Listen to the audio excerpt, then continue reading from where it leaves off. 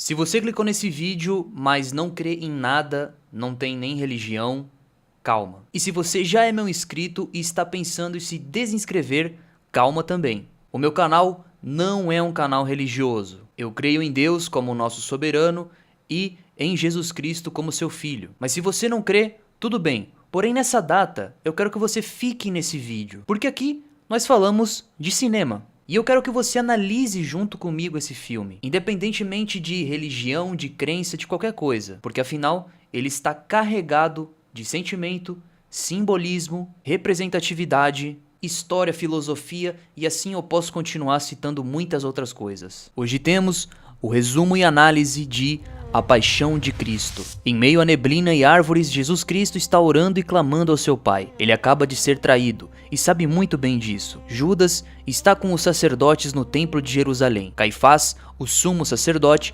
fecha o acordo por 30 moedas de prata, pagando pela informação da localização de Jesus. Jesus está com 3 de seus discípulos mais próximos, Pedro, Tiago e João. Os 3 haviam dormido, e Jesus retalha Pedro por não conseguir vigiar. Jesus pede que eles fiquem vigiando enquanto ele volta a orar. Os discípulos argumentam e dizem que Jesus parece estar com medo. Eles lembram também de suas palavras na última ceia, na qual ele chegou a mencionar uma traição. Esse medo e nervosismo de Jesus nos prova que, acima de tudo, ele também era humano. Enquanto Jesus clama pelo seu Pai, um ser estranho o observa e tenta chamar sua atenção. Vestido todo de preto, essa é a representação do mal, de Satanás. A partir daqui eu vou fazer algumas intervenções para análise, porque é muito importante que vocês saibam e também prestem atenção que nada do que o Mel Gibson, o diretor do filme, nada do que ele fez aqui é por acaso. Tudo tem um motivo e um significado. Satanás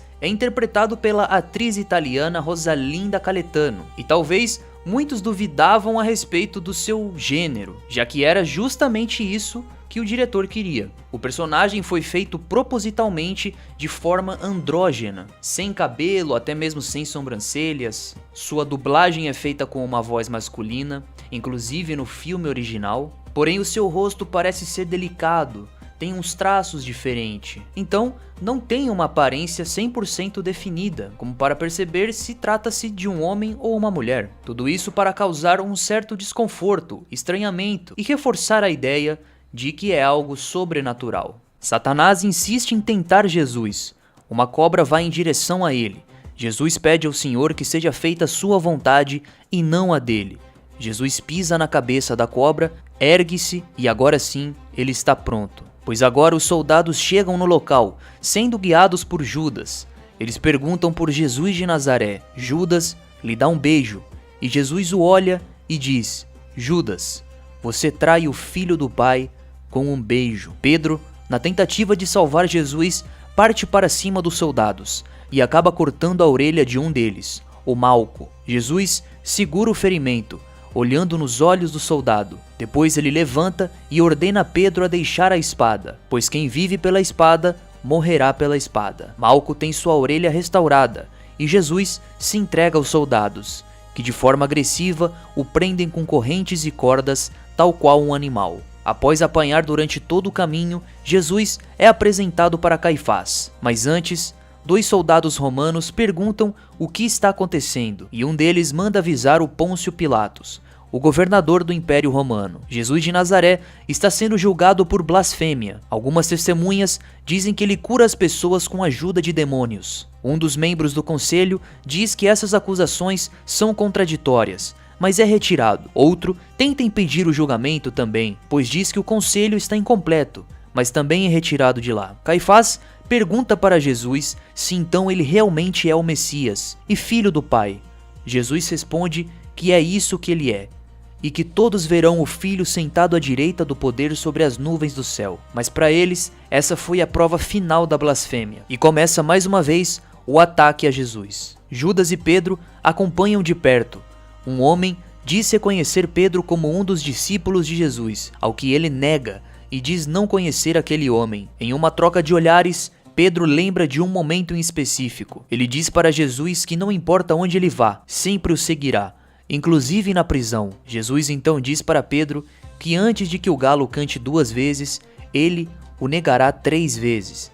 exatamente como acabou de fazer. Ele encontra com Maria, que quer tocá-lo, mas ele diz que não, pois é um indigno, e revela que negou Jesus. Arrependido pelo que fez, ele sai do lugar. Judas pede para libertarem Jesus, pois ele é inocente, e inclusive quer devolver as moedas de prata. Um detalhe importante aqui é a boca de Judas, pois parece estar ferido ou se corroendo na região dos lábios, os mesmos lábios que lhe deram um beijo a Jesus no momento da traição. Judas depois começa a ficar em um estado deplorável e é atormentado por duas crianças, as quais ele depois vê como seres estranhos e anormais, que dizem para ele que está maldito para sempre. No dia seguinte, Judas está sendo perseguido por um grupo de crianças pelas montanhas.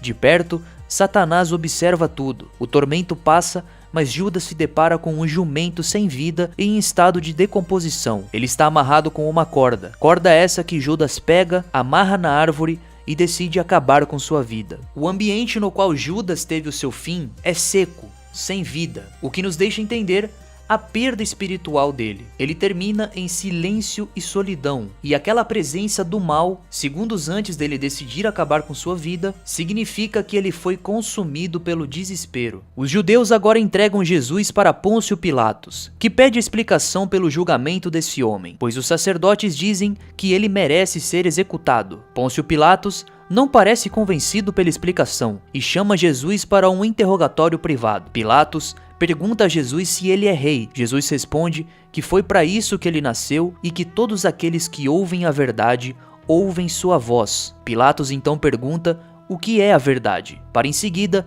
sair com Jesus e dizer que não encontrou crime algum nele e que se ele é um galileu, então é súdito de Herodes e deve ser julgado por ele. Com Herodes, o ambiente é bem diferente, rodeado de luxo e com uma personalidade excêntrica e debochada. Começa a fazer perguntas para Jesus. Ele busca um milagre, tal qual um espetáculo. Porém, Jesus em todo momento fica em silêncio. Isso é muito importante na cena, porque percebemos que Herodes não está buscando a verdade e apenas busca por diversão. O silêncio de Jesus é uma forma de rejeição, pois ele não quer se prestar para um show. Herodes, em meio a risadas, diz para tirarem ele de lá, pois não é um criminoso, e sim um homem louco. Pilatos conversa com Cláudia, que lhe havia dito antes que tinha que deixar Jesus livre, pois ele era santo. Pilatos pergunta para Cláudia se ela consegue ouvir a verdade, e ela diz que sim, o governador quer entender como,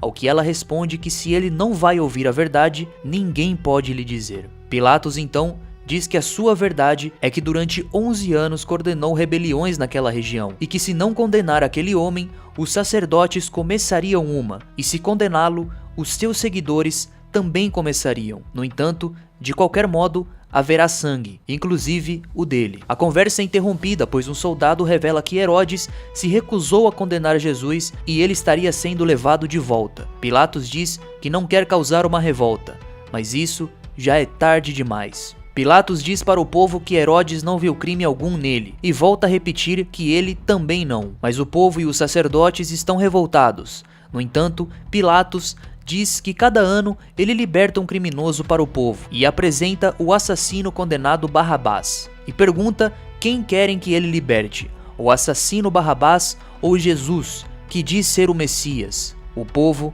escolhe soltar Barrabás, e agora Pilatos pergunta para o povo o que querem que ele faça com Jesus. Os sacerdotes pedem que ele seja crucificado, mas Pilatos não concorda com isso e ordena que ele seja castigado e depois solto. Jesus é atacado com varas de madeira 32 vezes. Satanás observa de longe como uma sombra. Os sacerdotes decidem ir embora, antes mesmo da punição acabar. Jesus fica de pé, impressionando os soldados. E com isso, eles decidem trocar a ferramenta de punição para uma mais forte. Por serem cenas extremamente gráficas, eu não posso colocar aqui no vídeo, porque então eu teria problemas com o YouTube. Maria pede para que lhe seja mostrado como, quando e onde seu filho decidirá acabar com tudo isso. Enquanto Jesus é virado para continuar recebendo a punição, agora de frente, Satanás aparece com um bebê em seu colo, mas não um normal. Ele é todo estranho e tem um sorriso perturbador. Isso quer dizer que até mesmo um bebê, uma criança, que é a forma mais pura, a forma mais inocente do ser humano, pode ser alterado pelo mal. Um dos soldados interrompe, pois as ordens era que ele seja punido, mas não até a morte, e ordena que parem e que tirem ele dali. Pôncio Pilatos mostra Jesus todo ferido como demonstração de sua punição, mas os judeus continuam pedindo sua crucificação. Pilatos diz para Jesus falar com ele, pois ele tem poder de crucificá-lo ou de deixá-lo livre, ao que Jesus responde que ele não tem poder nenhum e que o único poder que tem é o que lhe foi concedido, e por isso aquele que o entregou é o que tem o maior pecado. Em meio a um duelo moral e a revolta do povo, finalmente Pilatos decide fazer o que eles querem e encaminha Jesus para sua crucificação. Junto a outros 2 prisioneiros, eles terão que carregar suas cruzes. O caminho é longo, Jesus está sendo apedrejado, recebendo chicotadas e sendo xingado pelo povo. Maria, sua mãe, quer chegar perto dele. Jesus acaba caindo com a cruz em cima dele. Sua mãe, em paralelo, lembra de um momento no passado e com isso decide correr até seu filho, que olha para ela e diz: "Eis que faço novas todas as coisas." Se levanta e continua seu caminho. Talvez essa seja uma das cenas mais emocionantes do filme, já que não estamos falando apenas de algo religioso ou espiritual, é a humanização completa da dor que está ocorrendo naquele momento. Uma mãe vendo seu filho sofrer. A frase de Jesus é de redenção e renovação e deixa entender que todo o seu sofrimento tem um propósito. Nas próximas cenas seguimos o caminho completo de Jesus até o Gólgota e está marcado por sofrimento e quedas. Um homem ajuda Jesus a levar a cruz e até intervém quando os soldados continuam o agredindo. Jesus chega à cruz se arrastando, se posiciona nela, onde é amarrado e em meio à colocação dos pregos, ele lembra do que havia falado aos seus discípulos, avisando que tinha pouco tempo e que eles não poderiam ir junto, mas deixando como último ensinamento que eles deveriam se amar e acreditar nele, pois ele é o caminho, a verdade e a vida, e ninguém chega ao Pai senão por ele. A cruz é virada e levantada. Jesus acaba de ser crucificado, mas pede ao seu Pai que perdoe todos eles, pois não sabem o que fazem. Uma tempestade fora do comum começa a se criar, e todos vão saindo do lugar.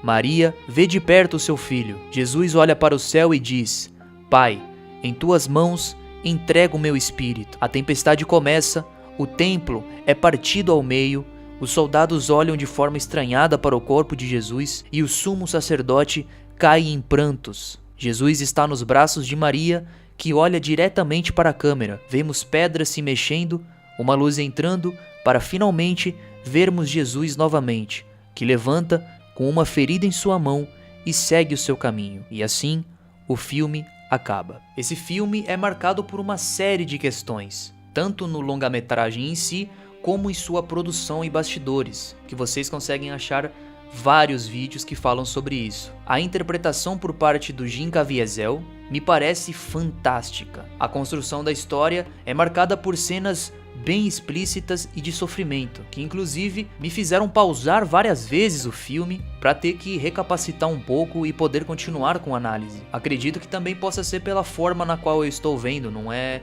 a mesma coisa você assistir de forma tranquila, sem pretensão alguma, e você assistir focando nos mínimos detalhes, focando em cada personagem. Acredito que me fez sentir muito mais o sofrimento de cada um deles. Esse vídeo foi especial, pois eu senti que nessa data eu tinha que me dar o trabalho de fazer especificamente esse vídeo. Sem mais o que dizer, que Deus abençoe a todos vocês.